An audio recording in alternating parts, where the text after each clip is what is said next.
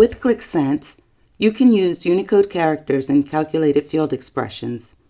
Let's take a look at a couple of examples to see how this can be done. First, let's add a basic table to our sheet.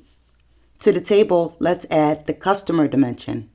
And next, let's add a master measure, number of invoices, which is just a count of invoices. Now, let's say that we want to use Unicode characters to indicate whether the number of invoices is greater than or less than 20.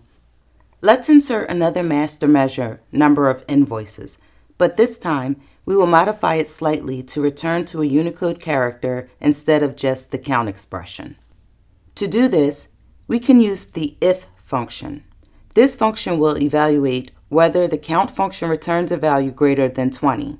If it is, it returns the first Unicode shape. If it is not, then it will return the second. In this case, we use the up pointing triangle, which is Unicode 9650, and the down pointing triangle, which is Unicode 9660.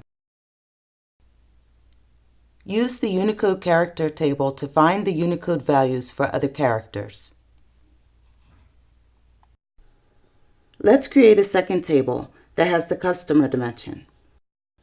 And this time, we'll add two master measures, sales and margin. In this table, we want to show whether the margin is greater than 10,000 using Unicode characters.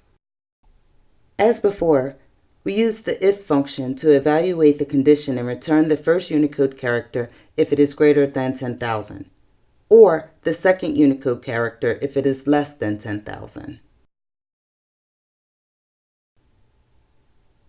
And here's the result. And that concludes this video. Thanks for watching.